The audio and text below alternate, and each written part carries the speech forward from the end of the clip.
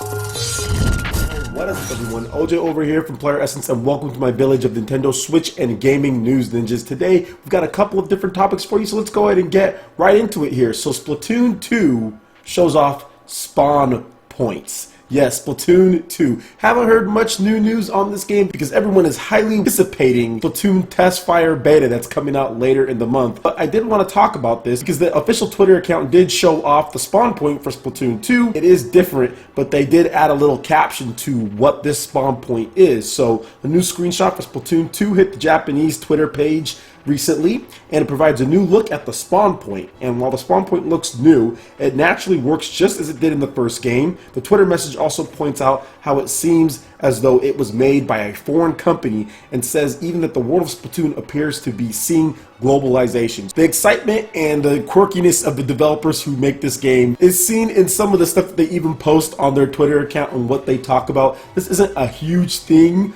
but at the same time, it just kind of shows the personality that they're doing and the tone that they're going for this game. It is 2 years later. There are going to be things changing, and hopefully it's dynamic. What I would love to see in Splatoon 2 is that as the months go on, things actually change in the hub world there to the point to where it's actually like seasonal. And not just with the Splatfest that they do, but things actually change. There might be a little bit more of a dynamic world in there. I think that would be really cool. Its own economy as far as what the Inklings do and what type of structures are built and how things change even within the levels. I think that would be kind of cool. So let me know what you guys think about Splatoon 2, the spawn point, and are you hyped for the Test Fire Beta coming later this month? Alright, and for the last topic here, we're going to be discussing The Legend of Zelda Breath of the Wild in a little bit of a somber note at the end. So the development team talks about having total freedom to create what they want, difficulty with the engine, and missing Satoru Iwata, the late president of Nintendo. So in making The Legend of Zelda Breath of the Wild, director Fubiyashi tells the New Yorker that the team had total freedom to do what they want.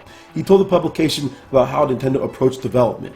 They said, change anything you want. So he wrote down all of the stress points, the things that make Zelda games less enjoyable, and replaced them with new ideas. The New Yorker also spoke with the technical director of the game, Takuhito Dota, about the Breath of the Wild's chemistry engine, which is built on top of the physics engine already placed in the game, and this allows for all sorts of antics like cooking, fire spreading on grass, and much more. Putting it together wasn't easy though, as many times in the process there were things that just weren't functioning at all, Dota said. We'd have to remove everything and build back up again. The New Yorker also notes how the team proceeded with trepidation given how they were, at least in part, tearing up Miyamoto's original blueprint. Lastly, Fubiyashi and Miyamoto had some touching words about missing late Nintendo president Satoru Iwata while working on the game. When he passed away, there were moments we'd come up with an idea which we'd be excited to talk to Iwata about, then we remember he was no longer here. This is approaching spiritual talk, but we had the sense that he was watching over our work. That became a source of motivation, a drive for us to improve and be better. That is just a heartwarming story there, and it's upsetting. It's sad when Satoru Iwata passed away. It was just a really horrible thing and sad that he did, especially so young. But it was interesting to see that they used that as far as motivation in order to make the game better.